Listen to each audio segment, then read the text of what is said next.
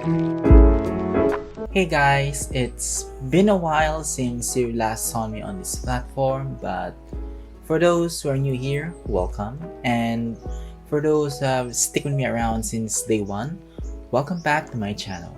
In today's video, I'll be showing you my somewhat aesthetically pleasing iOS 15 setup, including the productivity and non-productivity apps I use in my entire life. And to start with, the phone that I am currently using is a blue iPhone 12, and this phone has been with me since February last year, so definitely it recently celebrated its first year anniversary this year.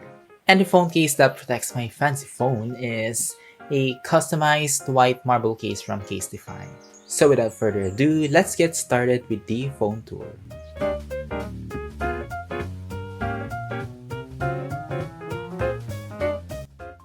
So my first screen here has most of the utilitarian apps that I use for both school and personal life. So starting with the widgets, I have this customized calendar widget together with the other two that only show aesthetically pleasing photos. Anyway, let's jump into the apps. So the first one here is Notes.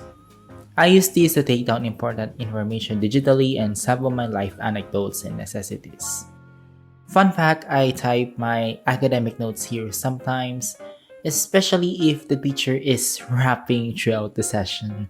It's really useful to me because, shameless plug, I type kind of fast so I can take complete notes here. Then we have the camera, which is self-explanatory to take photos and videos. Next to the camera is the Photos app for me to check the photos I captured and to delete what is unnecessary to save space. And we have the clock. Long story short, this app is bruised to its limits because this has always been my lifesaver for my morning classes, and without it, I definitely have a record full of tardiness. Next one, we have Mail. Again, pretty self-explanatory to check my university and personal emails. Next, we have the calendar app so that I can check the days, weeks, and months. It also helps me to plan my week in my Thinktree app on my laptop.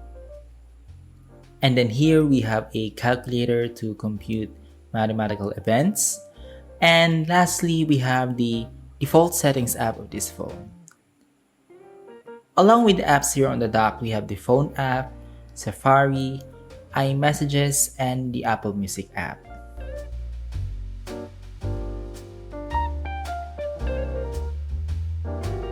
Swiping now to the next screen is reserved for my academic apps. I have included the customized time widget here and of course, a photo widget to add spice to my setup.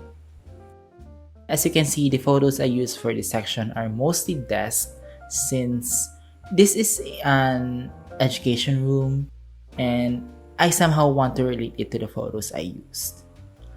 Now, moving forward, the first app we have here is Google Classroom. As you might be able to tell, I am still in the world of online classes and wish to experience the atmosphere of on-campus learning.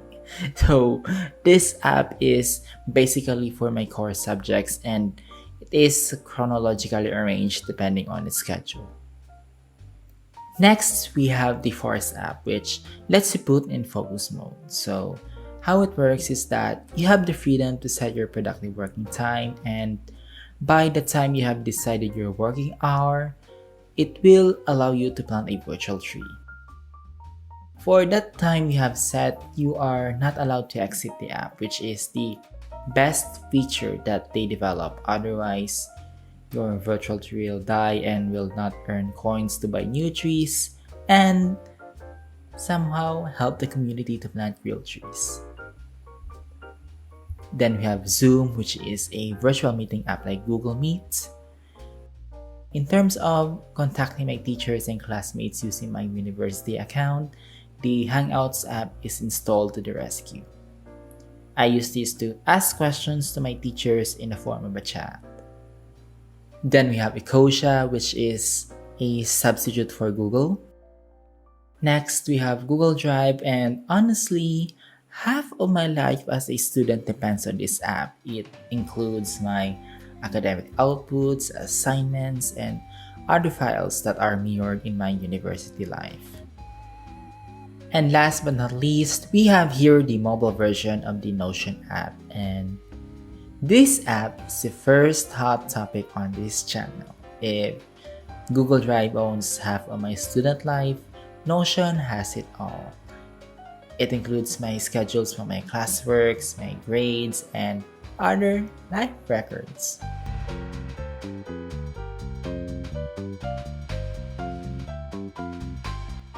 Now, on the topic of social media, let's proceed to the third screen of this setup. And with the photos that you see on the widgets and other app icons, we would say that this is a coffee shop theme.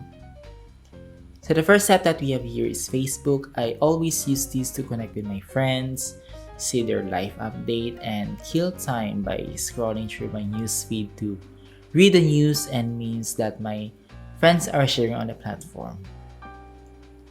Then we have Instagram, where I upload most of my photos to my personal account and my notes to my Instagram account. As you can see, I did not post a lot yet, but it will be coming soon to you all. Then we have Twitter. Honestly, my personal account has mostly turned into a fan account by retweeting posts of my fellow fans about the K-pop group that I am stunning since 2016. But I still tweet about my personal sentiments here, so I'll say this is a dual purpose then. Next, we have the Facebook Messenger app, which is, again, self-explanatory to chat with my friends online. Then we have View, where I watch Korean dramas. Snow as an alternative camera, and this is the camera I usually use to take photos of my notes and edit them in a photo editing app. Next, we have Visco, a photo editing app. Then we have Snapseed. Now, this is where I edit my photos of my notes because it has a lot of features that I love, and it really helps to enhance and achieve the outcome I desire. This next app is literally the best, and this is Pinterest. So this is where I get some inspiration and aesthetically pleasing photos, and this is also considered as my escape from the social media toxic culture that I believe that majority of us want to part ways with. Next, we have Starbucks because I love drinking coffee, and fun fact, because I am always entering Starbucks to get myself a dose of caffeine, some of the baristas working there literally knows my existence. Then we have Shopee. This is where I buy some of my stationeries and other stuff from my trusted stores. And given the fact that I am running this YouTube channel, I should install the YT Studio app. So this is where I check my channel updates such as analytics, subscriber count, and video comments. Next is the TikTok app. I do not have an account here yet. I just use this to watch random videos and to kill time when I'm bored. Speaking of watching random videos, I also have the YouTube app. If you are going to ask me where I got the energy to start my own StudyTube channel, YouTube is the answer. Another one here is Netflix, but I am currently signed out for a reason, and I only use this full-time during vacation. And other than using the Apple Music app, I also have the Spotify app installed on my phone. This is where I listen to my favorite lo-fi and K-pop music and podcast. And for another shameless plug, if you want to join me in listening to my music of choice, you can always visit my Spotify account at Studyloscope.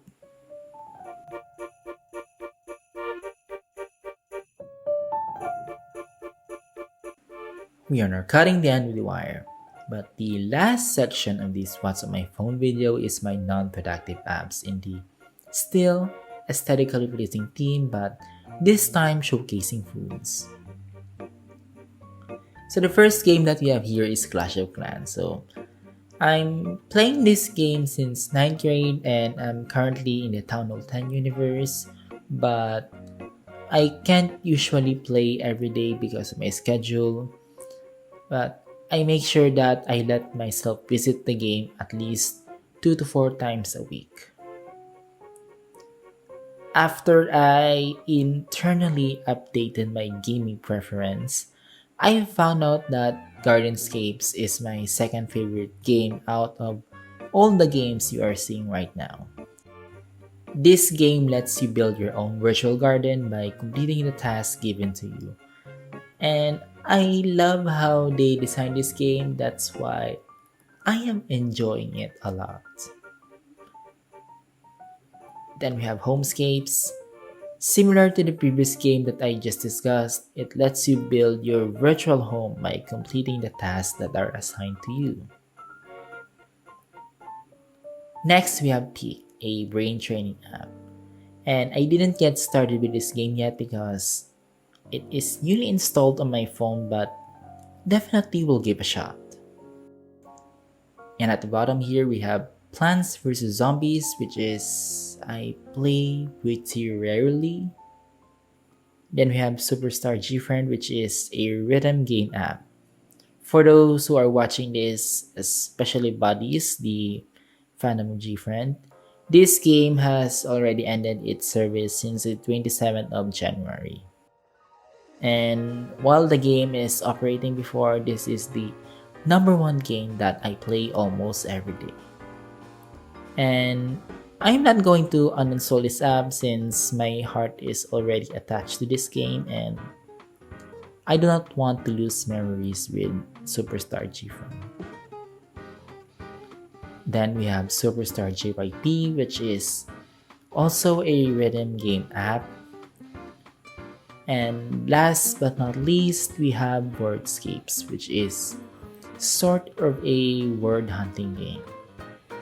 And with that, we are now finally finished with our phone tour. Thank you so much for watching until the end, and I hope you found this video entertaining, even though it's not. And for new viewers, I upload new videos about student life related content on this channel, and you can visit my Instagram at Studyloscope for some updates about my upcoming content and photos of my paper notes. Anyways, I will see you in the next one.